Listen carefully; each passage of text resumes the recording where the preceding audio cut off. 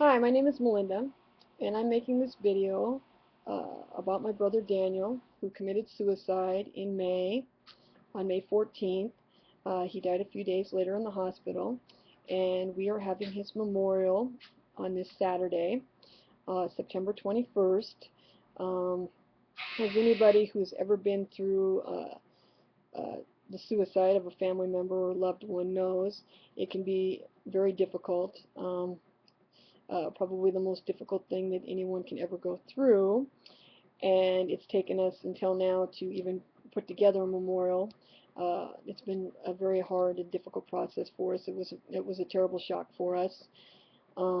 Much more difficult than just losing a family member to an illness or the natural end of their lives.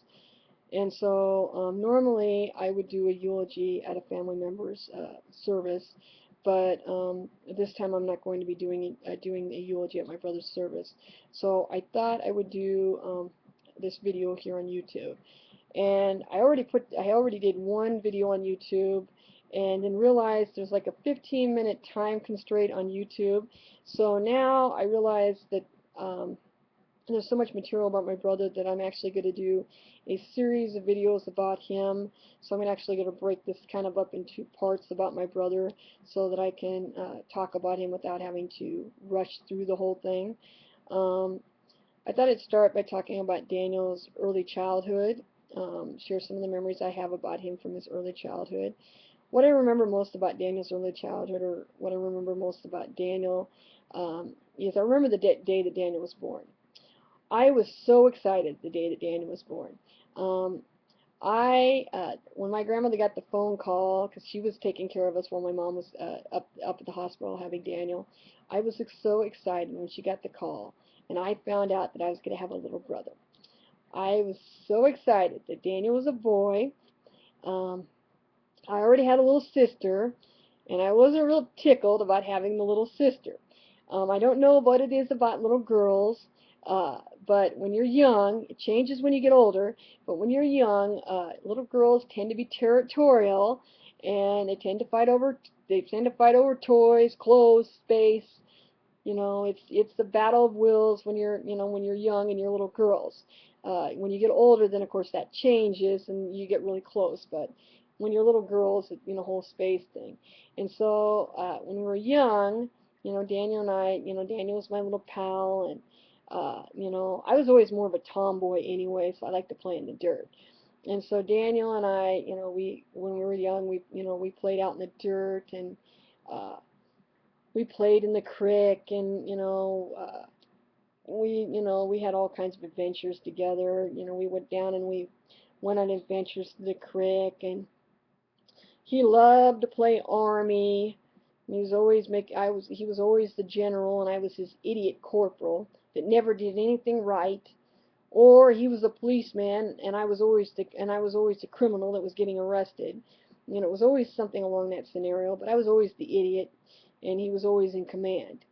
And so that kind of played out through life, I think, until the last couple of years of his life. That was, pretty much the way it played out. Um, and so that was always pretty much the way it played out as kids. Those are some of the games we played out as kids. Uh, Daniel as a kid, he was pretty entertaining. The things he liked when he was a kid, he loved dinosaurs. Tyrannosaurus Rex was his favorite dinosaur. He had this Tyrannosaurus Rex that he played with all the time. He carried this plastic Tyrannosaurus Rex with him all the time, and he would do the Tyrannosaurus Rex. He'd do the Tyrannosaurus Rex walk. It was funnier than all get out, and he just loved Tyrannosaurus Rex. Not me. I like Brontosaurus Rex. Brontosaurus. I like the Brontosaurus, but yeah, he loved Tyrannosaurus Rex. That was his favorite dinosaur, and he was a pacer. You could not get this kid to stay still. So if he was watching TV or commercial or anything like that, he would uh, he would he would be running back and forth on the floor. In between commercials, he would run back and forth on the floor. And his other thing that he liked was bugs. Oh, he loved bugs. He would study up on bugs. Oh, if you during holiday dinners, we were always so thrilled because while we were eating our holiday meal, Daniel would be filling us in on bugs. Nothing like chowing down on a nice prime rib dinner and listening to Daniel fill you in on the contents of a bug's stomach or anything along that lines. Oh yeah, we learned all kinds of things about bugs at your dinner at dinner. Everybody was always tickled about that. Daniel knew all kinds of things scientific about bugs. Oh yeah, we got to hear about bugs and all kinds of other interesting things about science that was really not great dinner table conversation, but we heard about it anyway.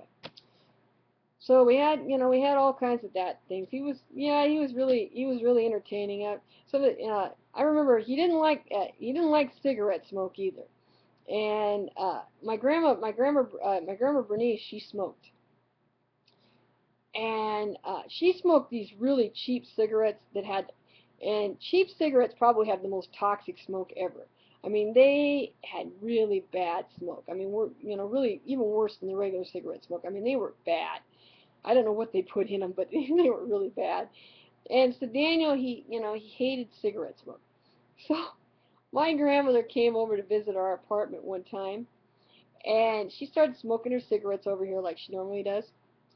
I kid you not, my Daniel came out of the bedroom with a paper sack over his head in front of my grandmother. Oh, and he was wearing this paper sack over his head in front of my grandmother. Oh my God. I thought she was going to kill him.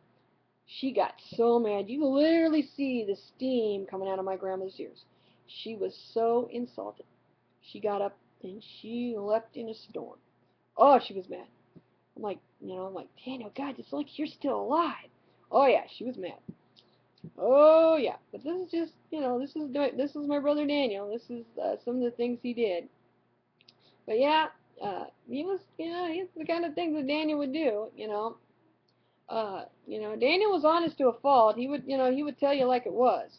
Not necessarily that you would like to hear it, but yeah, Daniel, he wasn't a liar. He would tell you, he'd tell you what he thought.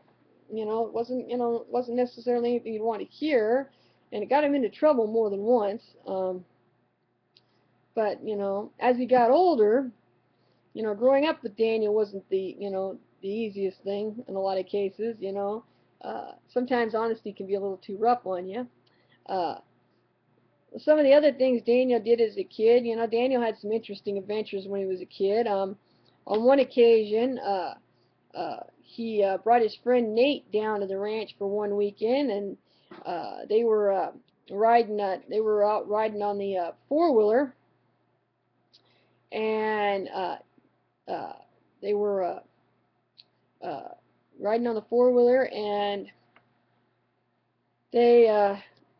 I was out with my cousin Jen, and we were out riding around too, and Jen came racing up to get me, and she said, "Oh my God, Daniel's crashed the I think he was riding the three-wheeler at that time.